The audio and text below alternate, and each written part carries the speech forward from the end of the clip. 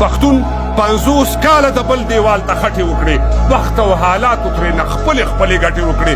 موږ هغه قوم یو سر شیندلو ته ځوزله وځو، سیاست پر بل کوو، د جنګ میدان ته خپله وځو.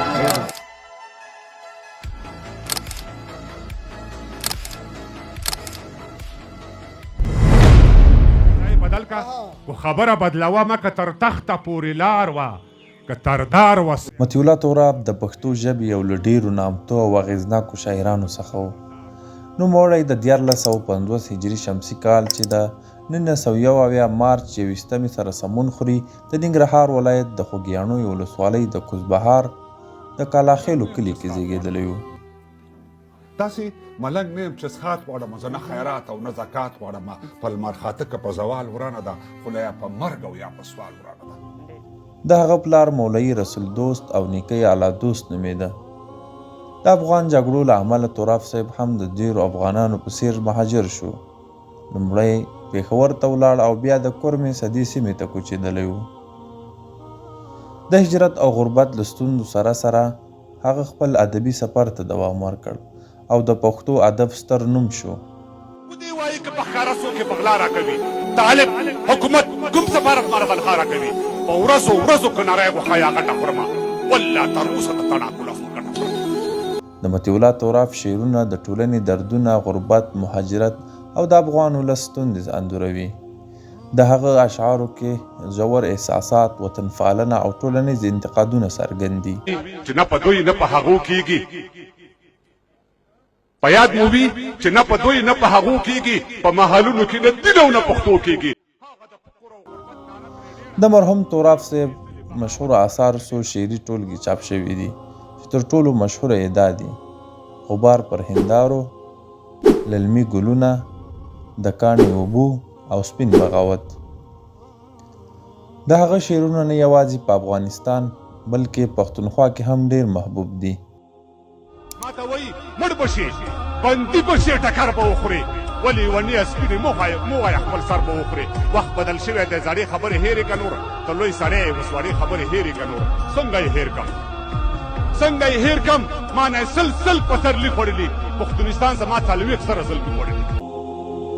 د توراب صاحب اشعار اکثر د مشاعرو، ټولنیزو شبکو او رسنیو له لارې خپرېدل او د خلکو د زړونو خبرې یې انځورولې. مطیع الله توراب د ژوند ډېره برخه په خوست ولایت کې تېره کړه او هلته یې خپل ادبي او ټولنیز فعالیتونه پر مخ وړل. د غربت او مهاجرت له امله د زده کړو لړۍ یې نیمګړې پاتې شوه، خو همدا تجربه یې د شعرونو اصلي الهام وګرځېدې. ما اورېدل چې تا ویل هغه وده نه ومه، رقیب چې هر څه وایي به خو زه نه ومه. تا نارې وکړه چې د شپې ناوخته ډزې وشوې، زه لګېدلی وم په زغره خو په زړه نه ومه. تا نارې وکړه چې د شپې ناوخته ډزې وشوې. مطیع الله توراب د 2025 کال د جولای په 14مه د زړه د درېدو له امله وفات شو.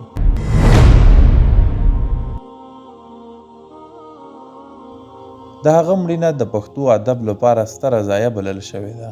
د پښتو ادب ګڼو لیکوالانو، شاعرانو او مینوالو د نوموړي پر مړینه خواشیني څرګنده کړې او د هغه میراث به د پښتو ادب په تاریخ کې تلپاتې شي.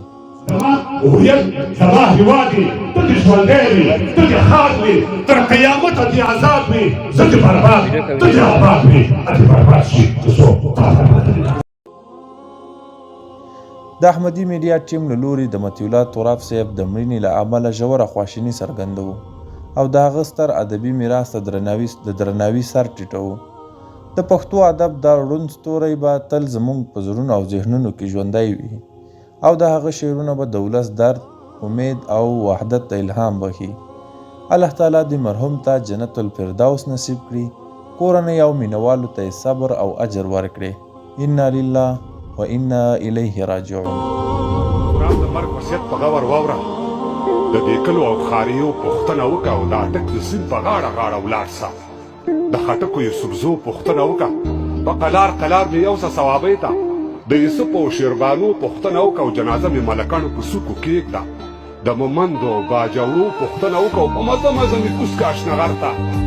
په مردان کې د کوڅو پوښتنه وکړه او زه خلیل او داودزي په ما خبر کا.